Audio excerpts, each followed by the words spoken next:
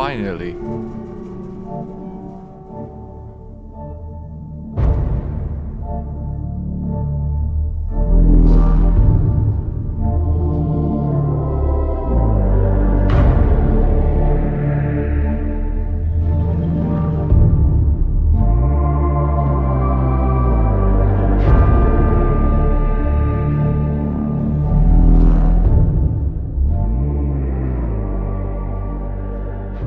Warhammer fans must be some of the happiest loyal media consumers in the world. At least from where I'm standing, Games Workshop seems to be massive enough for both Fantasy and 40k to be second most recognizable tabletop setting right after D&D itself, but still small enough to be happy to lend its world and character to whomever really wants it. Combine it with the fact that, in today's case 40k, is one of the richest, coolest, most developed and characteristic universes in fiction, and what you get is a steady supply of sometimes flawed, middle-market games, but ones that, at all times, come from the point of passion.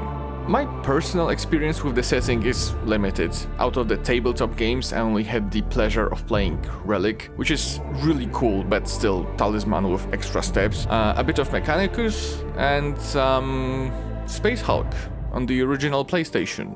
I know that 40k had recently some decent FPS releases, but today I'd like to give some love to the first second shooter set in this world. Once again, I made the brilliant decision to play Space Marine on my trusty Xbox 360, and it's pretty solid. The reality managed to break only a couple of times. Overall, game knows what the fuck is up. It knows why you're here. It shows the bloodshed on the cover. It shows it in the main menu. It is the main course. But Space Marine decides to present its story in a very odd way. It lacks the distance that Bolgan seems to have gained by approximating the aesthetics of a boomer shooter. Space Marine takes itself way too seriously. Cripple the enemy and secure the most valuable assets. I see. But the facility and its titans remain secure. All I can say for certain is that no orc has breached this gate, my lord. Contact Lieutenant Mira. Her unit is establishing a bastion in Hab Center Andres. The writing is so good that I decided not to keep track of what's going on. You meet a Inquisitor that for sure is not hiding anything from you, because how could he? What are we waiting for then? Further delay is intolerable. Inquisitor, are you all right? Yes. Come. We've no time to waste. And all goes to shit right after that. There are 2, maybe 3 spots that could be appreciated for being 40k nerd porn, but that's about it.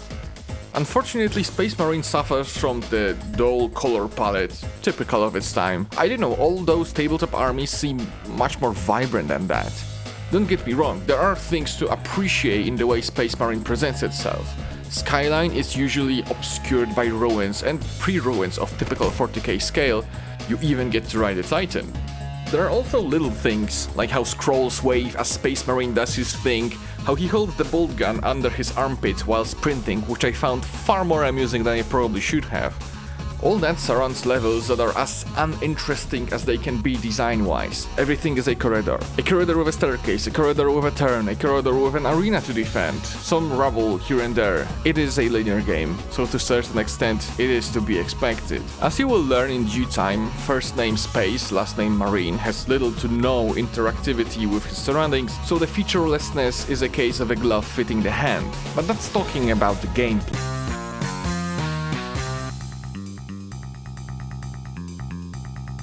You're a tank of a man in a tank of a suit. Each step fills you with that unstoppable force energy, partially thanks to the visual design, partially thanks to the animations, movement speed, and the screen shake while sprinting. And just like any proper tank, this one packs overwhelming firepower. Every single gun feels like a piece of artillery, which is developers' victory not only on the front of pure fun, but also dedication to the source material.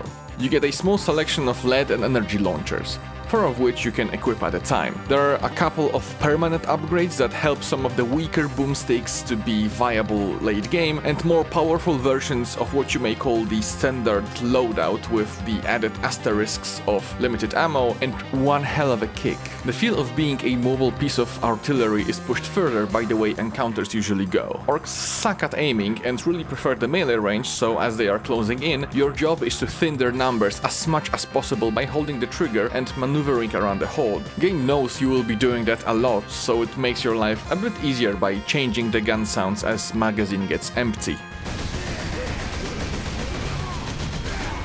Eventually, ready or not, orcs will get within the spitting distance, which is when the melee system comes into play. You get a kick, a push, a stun, and most importantly, the slash. You get 3 melee weapons: speedy and spammy chainsword, heavy as fuck hammer that restricts your gun's usage, and an axe that's a comfy compromise between the two. Most important thing about the system is that it's vital. Literally. Once you hurt an enemy enough and you stun it, you can perform a bloody glory kill, which is the only way you can get some HP back. Big guys even get a QTE. Oh yeah, and there's a rage meter.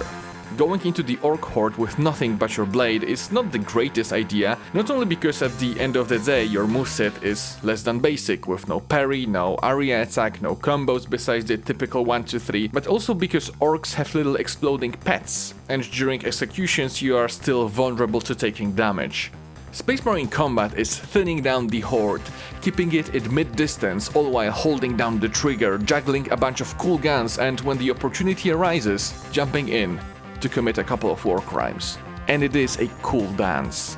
Once you get into the rhythm of it, it really is fun as fuck. And that's a strange feeling, that's a very strange feeling. There's suction, but there's something sharp going on as well. The way Space Marine fights and the way orcs fight fit like chain-sorted guts. The most optimal way of fighting them is the most fun, one that demands using every mechanic and shooting all the ammo. Combat Sandbox is no Halo, until it is. Until it pulls a Halo and throws in enemies that absolutely don't fit players' arsenal. Eventually game introduces Chaos, and Chaos Marines and Chaos Guardsmen that don't run to you in a big horde, but hang out further back and take cheap shots, depriving you not only of the precious HP you have, but also the only source of HP you don't have yet. Do you know what is not fun in a game without cover mechanic where you move like a fucking tank? Manually peeking behind the fucking cover. And it's not me being petty. Devs knew how shit it is, which is why around the same time they introduce Chaos, they give you regenerating shield. So, what's the deal? What's the thing about Space Marine? I have a theory. On the first glance, Space Marine looks like a Gears-style cover shooter, and I mean as first glance as it gets. Camera placement, the feel of aiming and movement, the weapon system, the combat roll, it is really one press A to duck behind cover prompt from being a blatant Gears clone. And I mean, fine. It was the style of the time, and I am of the opinion that it started life as one. And it makes sense. In 2009, 2010, if you were to make an action game, that would be your starting point. What stood in the way of it being the end point also was the setting. Space Marines don't hide behind cover, and orcs don't also, so the mechanic had to be surgically removed. But now, the offensive option of flanking doesn't exist, so it was replaced with crowd management. The defensive option of retreating to a safer arena corner and waiting for HP regen was replaced with glory kills usable once your immediate surrounding is safe enough. And NAS come with faults, like space awareness being almost a non-factor, leading to boring level design. Or that after a couple of hours of shooting horde after horde, it gets boring, so differently behaving enemies had to be introduced. What killed that idea was not incompetence but time constraint. Another fun aspect of working on existing IPs. There was no time to rebalance the entire combat, and for the same exact reason, the final boss is a couple of ways and a QTE.